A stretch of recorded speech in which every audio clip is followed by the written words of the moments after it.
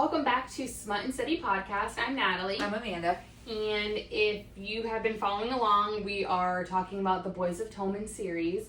And so we talked about binding and keeping 13. And so now we're going to talk about saving 6 and redeeming 6. Is it? Yeah, I think so. 6? Okay. Which is Joey's story. And Joey is Shannon's older brother, and we get a tidbit of the first books. But basically this story is about Joey and Aoife.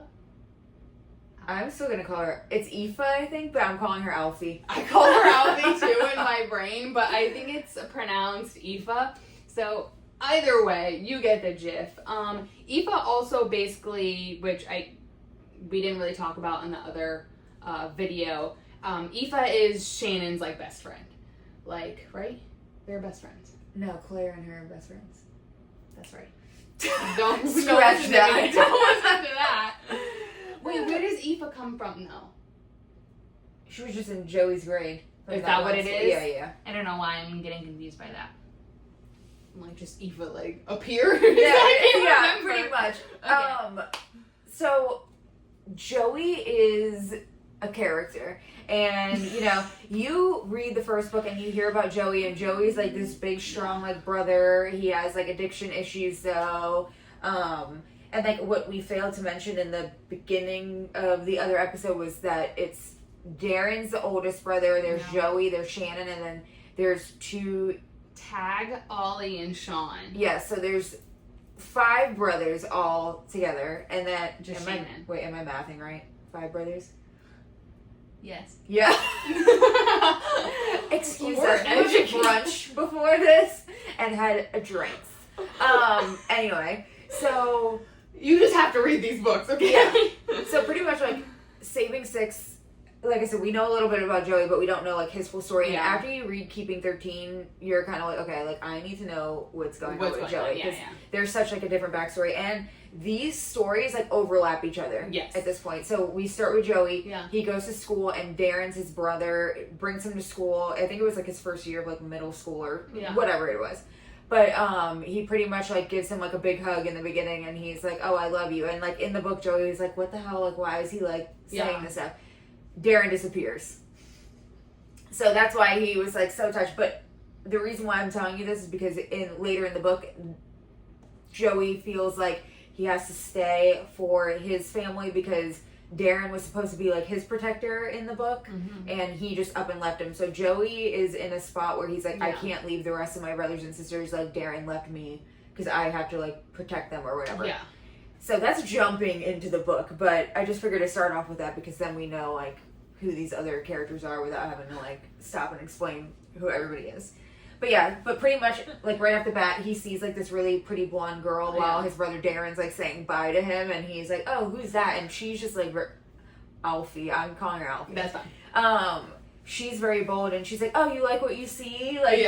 So also very good banter. Very good banter between the relationship. So that's how Joey and Alfie meet, and they don't actually end up dating throughout the whole book. She wants him. I think he kind of just ignores her because he's I'm no good for you. Mm-hmm. And then they basically pretend to be friends. At one point, Joey and they have a discussion, and they clearly want each other, but it was basically just okay, I can just be your friend. That's all I can offer. But they hang out. It's they hang out all the time. He's the one that she calls if she needs him. There's no secret. And she has a boyfriend too. Yeah, so there's no secret between them. They're both very protective of each other. So you're they both love each other, but they are this is so farce. Yeah, it's not. And Joey works for her dad, so then that's another reason why he doesn't want to be with her. Because oh, I don't want to disrespect and your dad. And she comes from a good family, a hardworking family, and Joey just unfortunately just thinks that he considers himself a piece of crap. He's just I'm not going anywhere. I don't have a college education.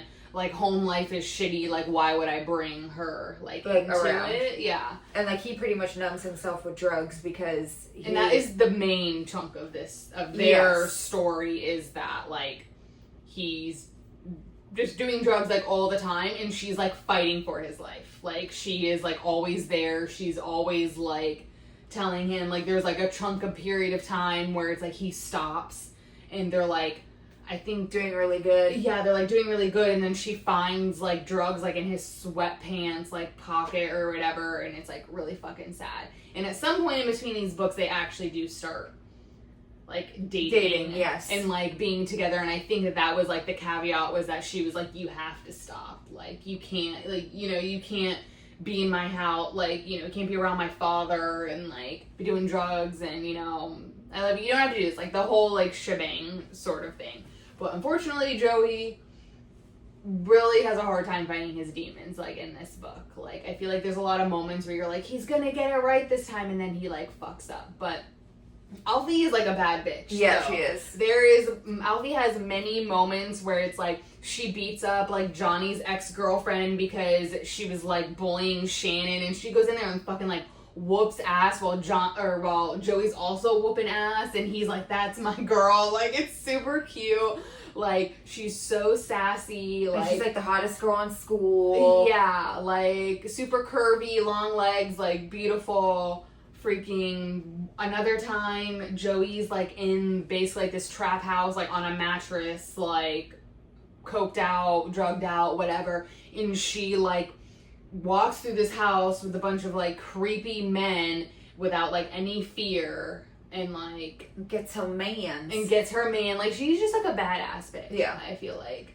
And I also, there was, like, one part of the book where you read it in Shannon's and Johnny's book where, like, she, like, comes home and, like, Joey is, like, bleeding to death, like, pretty much on the floor. Yeah. But that's pretty much all you get about the scenario. Yeah. And then you read this book, and it actually was Joey's dad try to, like, rape Alfie or whatever, and that's why Joey goes and tries to beat his dad up before he rapes his girlfriend, and that's why he ended up as like a bleeding pulp on the floor or whatever. And that really tipped him over of, like, I feel like he was doing okay, and then, like, that happened, and then he was like, I have to do drugs to, like, numb this shit. And because then she wanted nothing to do with him because she's like, oh, it, like, my God. fucked her up. Yeah. Because it was like, the part with Joey is that because he was always so aggressive towards his dad that everyone he felt like everyone thought that he was his dad. That he was gonna be just like his dad, and so that really crushed him because she just, like, needed time, and, like, unfortunately, like, he did have characteristics like his dad, and so she was like, you know, she thought it was the Joey when the dad came up behind her, which was, like, really sad, and, like, all this sort of stuff. So they went through shit, and then he basically went off the deep end with, like, drugs again. Yes, and then she found out she was pregnant, and then she didn't want to tell him because then he was, like, drugged up. Yeah, like, she thought that he was gonna be super fucked up, and then you get to the scene where the dad's about to burn the house down, and Joey actually was about to kill himself. Yeah, and then another side character comes in and saves him. So much happens. It's funny though explaining this right now because, like, when I was reading these books, like, obviously, like, you go through, like, all the emotions and you're like, oh shit, blah blah blah, and my husband's like, oh, like, what? So I'm, like, telling him, and I'm pretty much explaining it like how we're explaining it right now, and my husband's like, what the fuck are you reading? Like, he overdosed, he tried to kill himself, Shannon got beat to death, the dad's an alcoholic, they burned the whole house down. Yeah. Yes. I'm just like, my husband's like, okay, this is what you read, and I'm like, but it's so good. Yeah.